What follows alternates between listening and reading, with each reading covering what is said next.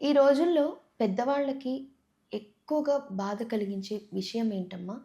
ఇంకొకటేంటంటే వాళ్ళకి సరైన టైంలో గౌరవం ఇవ్వట్లేదు. అది ఇంట్లో గానీ, బయట గానీ.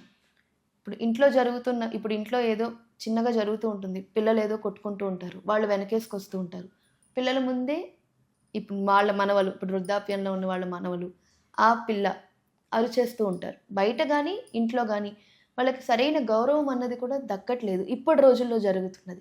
మనం బయట చూస్తే 70-80% ఇదే నడుస్తోంది. దానికి కారణం ఏమంటారు? వీళ్ళు అతిగా గారాబం చేయడం వల్ల? లేదంటే వీళ్ళకొక పిల్లలకొక ఇండివిడ్యువాలిటీ రావడం వల్ల? ఇంకా వీళ్ళ నుండి మనకి హోప్ ఏమీ లేదు అని అనుకోవడం వల్ల అంటారా? దేనివల్ల వాళ్ళకి సరైన గౌరవం దక్కట్లేదు? ఏదైనా సరే మన ప్రవర్తన బట్టే ఉంటుంది. ఏ తల్లి తండ్రి బిడ్డని తప్పుడు దారిలో వ్యవహరించేటట్టుగా పెంచాలని అనుకోరు వాళ్ళు, అలా పెంచరు కూడా. కాకపోతే మన కర్మఫలము ఇలాంటివి ఉండటం వల్ల వీళ్ళ బుద్ధులు మారటం వల్ల మారుతూ ఉంటారు. కానీ చిన్నప్పటి నుంచి అందరూ మంచే నేర్పించాలనేసి పిల్లలకు చూస్తారు. వాళ్ళు కూడా బాగానే పెరుగుతారు. కాకపోతే మళ్ళీ పిల్లలకి చెప్పే ఇదిలో పెద్దోళ్ళు ఉంటే పిల్లలకి ఖాళీగా ఉంటారు కాబట్టి కథలు చెప్పటం అలాంటివన్నీ చెప్పి చక్కగా చూసుకుంటారు.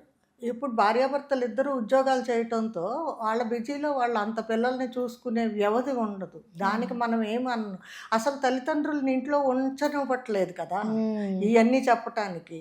ఆ పిల్లలు ఏదో టీవీల్లో ఆ కథలు ఈ కథలు చూస్తారు కానీ అసలు చూడాల్సిన కథలు చూడరు వాళ్ళు.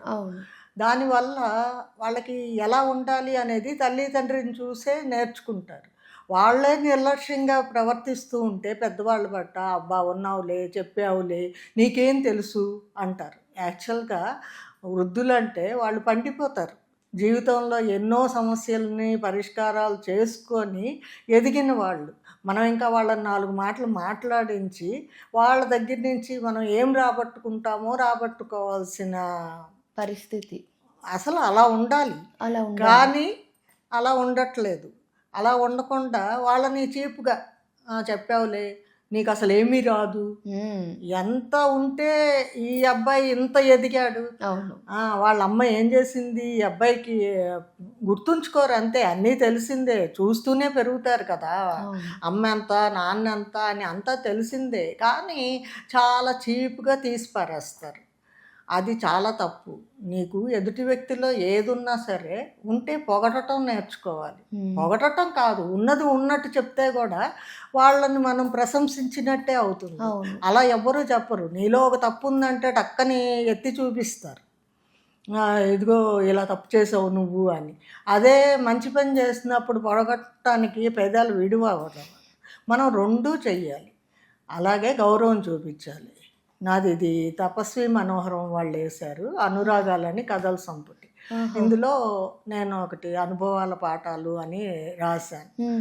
అంటే ఇది తల్లి తండ్రి పిల్లలకి సంబంధించింది కాదు, అసలు పక్క వాళ్ళు ఎలా వ్యవహరిస్తున్నారు అనేదన్నమాట. వాళ్ళు సీనియర్ సిటిజన్స్, రిటైర్ అయిపోతారు, ఫ్యామిలీ మెయింటైన్ చేసుకుని పక్కన ఒక పోర్షన్ ఖాళీ ఉంటే వాళ్ళని వేరే వాళ్ళకి అద్దెకిస్తారు. వాళ్ళు చిన్నింట్లో ఉన్నారట, పిల్లకి పెళ్ళి అయితే ఒక రూమ్ కావాలన్నట్టు వీళ్ళింట్లోకి వచ్చారు.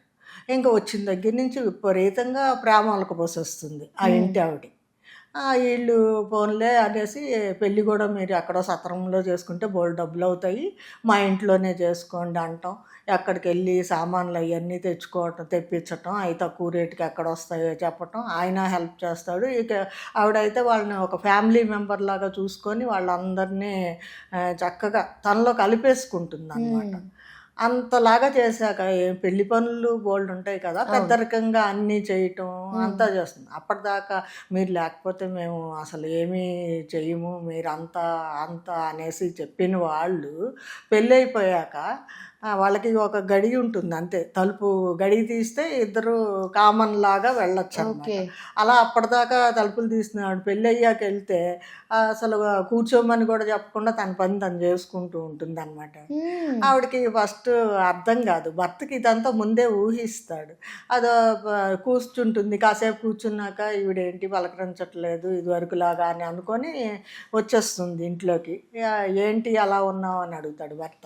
అడిగితే ఏం లేదు ఏం లేదంటే, ఇన్నేళ్ళు కాపురం చేశాను, నీ సంగతి నాకు తెలియదా ఏంటి, ఏదో జరిగింది చెప్పు అని అంటే, అదిగో అలాగా బిహేవ్ చేసింది, ఏదోలే కూతురు వెళ్ళిపోయిందని బెంగలో ఉందేమో అని అనుకున్నాను అని అంటుంది.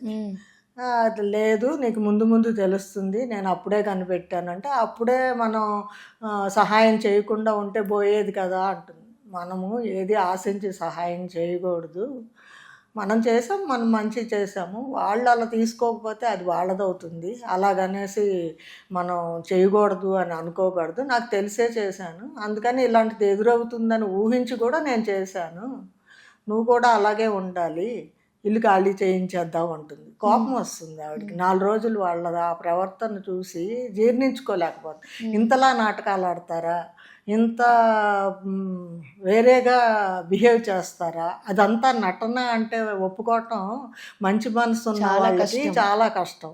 అందుకని ఇల్లు ఖాళీ చేయించదు. ఇల్లు ఖాళీ చేయించేస్తావు బాగా, ఇంకొకళ్ళు వస్తారు, వాళ్ళు ఇలాంటి వాళ్ళే, ఇంకా వీళ్ళకంటే ఎక్కువ ఉండొచ్చు, ఎందుకు వచ్చింది, మనకి ఎదుటి వాళ్ళ ప్రవర్తనని బట్టి మనం అడ్జస్ట్ అయిపోవాలి అంతే, అది ఊహించలేనిదే, అలా ఉండకూడదు, కానీ ఉన్నారు, ఏం చేస్తాం మనం, మనుషులు అలాగే ఉంటున్నారు అని చెప్పి భార్యకి అన్నీ చెప్తాడు.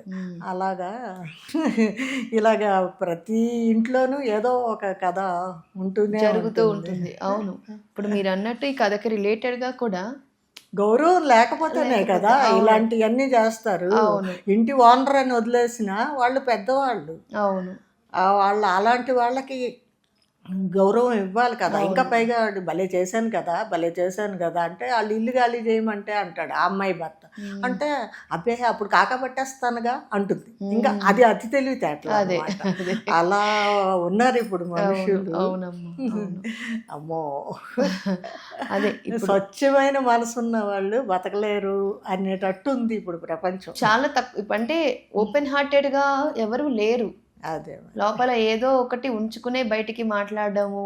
ఇప్పుడు మీరు అన్నట్టు గౌరవం, ఇప్పుడు వృద్ధాప్యంలో ఉన్న పెద్దవాళ్ళకి గౌరవం తగ్గించేస్తున్నారు.